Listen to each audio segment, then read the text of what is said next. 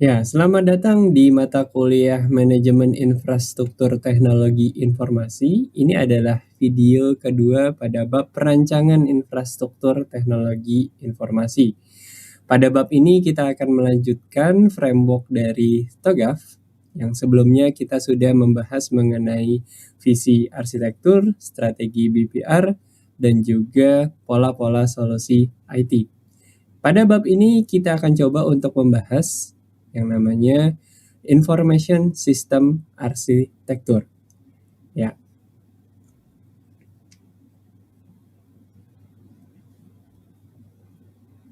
Ya, pertanyaan dari slide ini adalah bagaimana caranya menerjemahkan arsitektur bisnis ke arsitektur sistem informasi.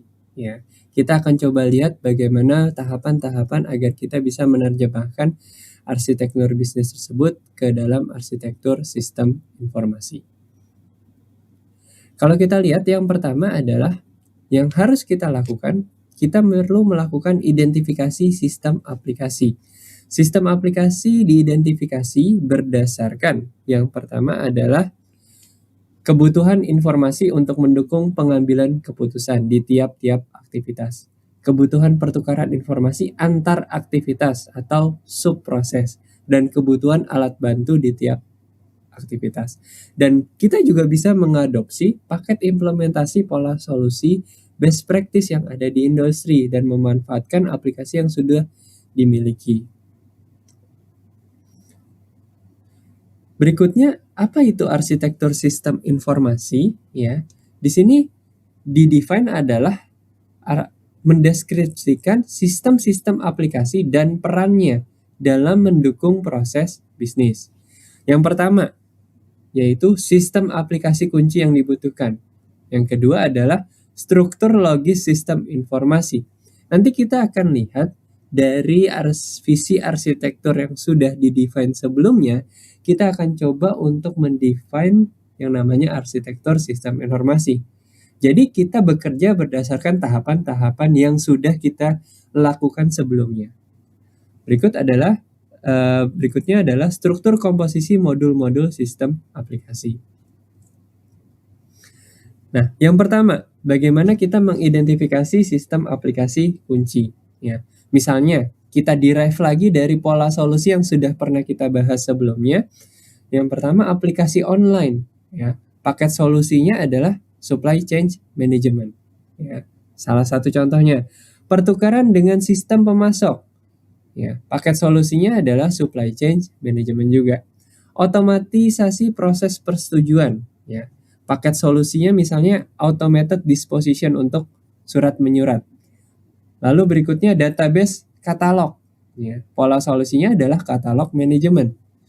Terus adalah fasilitas rating pemasok berdasarkan skor. Ya, kita bisa mendefine ke supply chain management. Jadi kalau kita lihat di sini supply chain management ada 1, 2, dan 3. Ya, semuanya adalah supply chain management. Jadi paket-paket solusi itu kita define terlebih dahulu. Jadi kita pendekatannya ini mulai dari bisnis yang tadi, sekarang sudah mulai ke pola solusi dan paket-paket solusi yang nanti kita akan gambarkan arsitektur informasinya. Nah, ini adalah gambaran visi arsitektur yang sudah dirancang sebelumnya.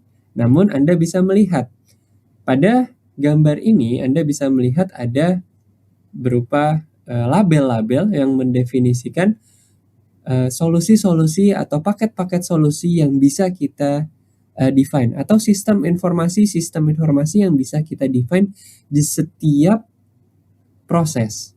Misalnya di sini survei lokasi. Yang diperlukan adalah graphic design tool atau GD. Ya, di sini diperlukan untuk perancangan desain dan diperlukan juga untuk pemasangan panggung. Lalu berikutnya ada namanya supply chain management atau SCM. Ya, di sini dia melayani pendaftaran pemasok dan juga manajemen pemasok. Bahkan di dalam pemesanan barang, penerimaan barang, dan pembayaran pemasok, sistem SCM ini juga hadir. Ya. Lalu berikutnya ada namanya katalog manajemen system. Ya, katalog manajemen mulai dari pemesanan barang, terus Di sini juga ada manajemen pemasok ya. Lalu ada automated disposition system ya. Atau bisa kita bilang sebagai EDS ya, untuk disposisi surat ya. Terus di sini juga ada pembayaran pemasok, berarti harus ada sistem keuangannya. Dan kalau sistem keuangan berarti pembayaran pemasok berdasarkan apa yang dipesan kan. Apa yang dipesan itu adanya di SCM. Jadi kita bisa mendefine masing-masing proses kita akan memakai sistem informasi apa. Ya, ini adalah salah satu contoh kasusnya. Ya, nanti Anda diharapkan bisa mendefine suatu permasalahan sendiri, lalu mencoba untuk mendefine juga sistem aplikasi-aplikasi kunci yang bisa merupakan paket-paket solusi dari problem tersebut. Lalu ada yang namanya portofolio aplikasi. Ya, di sini kita bisa lihat yang pertama, supply chain management. Ya, portofolionya untuk apa saja sih? Pendaftaran pemasok, evaluasi rating pemasok, pemesanan barang, penerimaan barang, pembayaran pemasok. Jadi ini semua kita list apa setiap masing-masing dari paket-paket solusi tersebut itu dipakai di proses apa saja. Ya. Lalu ada namanya financial management, lalu ada HR dan automated disposition. Ya, masing-masing itu memiliki perannya. Ya. Dan graphic design tool.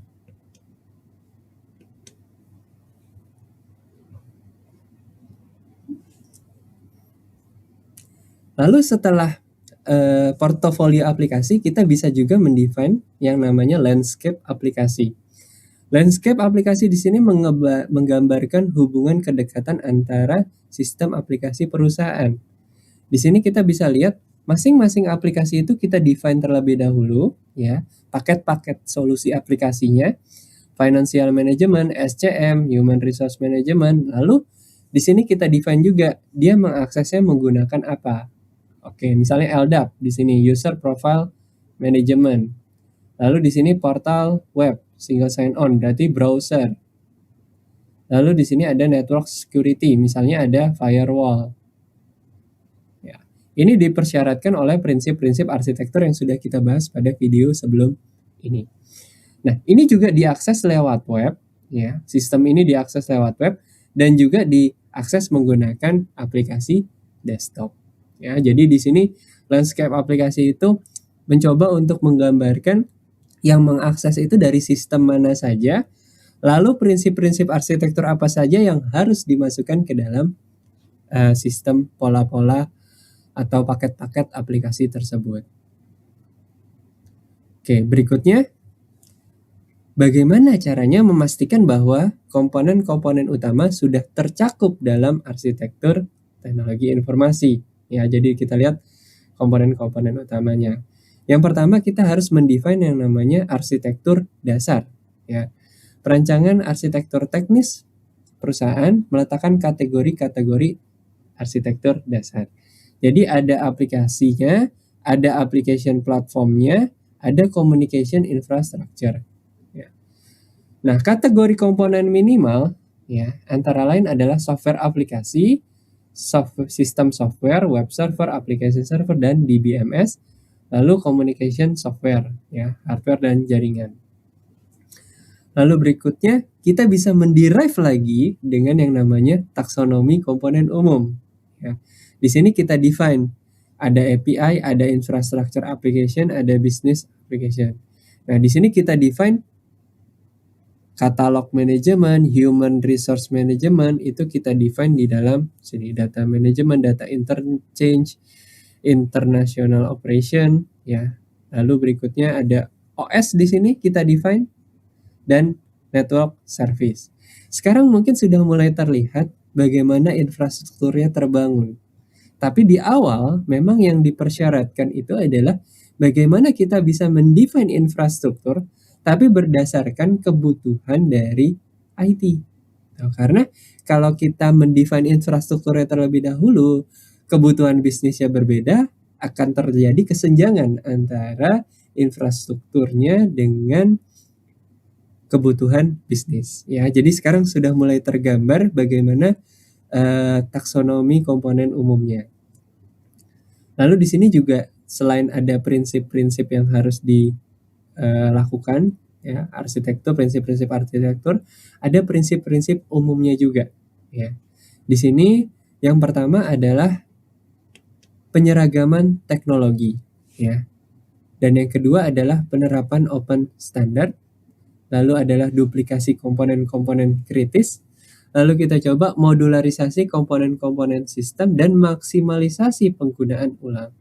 Jadi prinsip-prinsip ini memang kita coba untuk reuse, ya, artinya kita coba untuk gunakan walaupun tidak secara teknis, ya, tapi secara umum kita perlu menyeragamkan teknologinya. Misalnya web service-nya Python, ya kita coba semuanya menggunakan web service Python.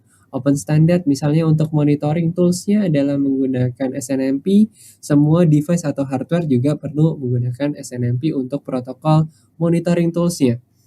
Lalu menduplikasi komponen-komponen kritis, artinya di sini ada redundancy, menggunakan hard disk dengan RAID, atau ada backup server, ada disaster recovery plan-nya juga, ya. Terus melakukan modularisasi komponen-komponen sistem. Kenapa? Dengan modularisasi ini atau konsolidasi diharapkan kita bisa dapat dengan mudah mengatur data center yang tadinya kompleks menjadi lebih mudah. Terus yang terakhir adalah maksimalisasi penggunaan ulang. Ya, duplikasi komponen kritis, ya, kita meminimalisasi yang adanya single point of failure, ya, seperti kita coba untuk implementasi backup server, ya. Itu adalah salah satu contoh usaha untuk meningkatkan redundancy. Terus menggunakan multiple server, ya, untuk layanan satu mati masih ada yang lain. Terus meng-mirror database-nya, terus melakukan mendefine misalnya menggunakan UPS atau menggunakan genset juga. Nah, di sini memudahkan kegiatan penggantian komponen yang rusak. Karena dengan modularisasi kita tahu di mana tempat komponen yang rusak tersebut dan kita bisa melakukan revisi atau pembetulan. Contohnya penerapan arsitektur multi-tier dan penerapan aplikasi berbasis komponen. Nah, ini adalah contoh kasusnya yang tadi kita lihat, ya. Di sini ada aplikasi infrastrukturnya, terus ada business application. Ini adalah list-list aplikasi yang tadi pola-pola paket-paket solusi. Ada catalog management, ada financial management, ada human resource manajemen, itu ada di sini. Namun arsitektur bawahnya harus kita define, ya. Jadi di sini misalnya menggunakan location and directory, menggunakan LDAP. Terus ada security-nya menggunakan enterprise firewall. Terus untuk aplikasinya menggunakan PHP pada Apache misalnya. Servernya OS-nya apa? Misalnya Red Hat, Ubuntu, atau Debian, atau CentOS misalnya. Lalu di sini infrastructure application-nya misalnya email. Terus data interchange-nya mau pakai apa? HTTP atau XML over HTTP, atau misalnya Anda mau memakai JSON juga bisa. Terus graphic design-nya untuk mendesain panggung misalnya menggunakan Visio. Terus untuk network service-nya SNMP dan POP server. Lalu untuk communication infrastructure-nya kita define di sini.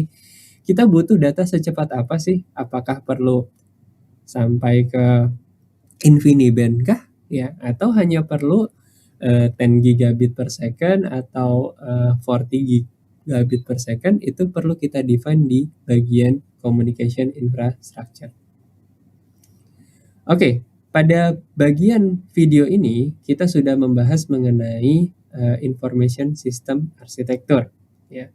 Untuk bahasan mengenai teknologi arsitektur dan change management, kita akan bahas pada video berikutnya. Mudah-mudahan video ini bisa bermanfaat dan terima kasih atas perhatiannya.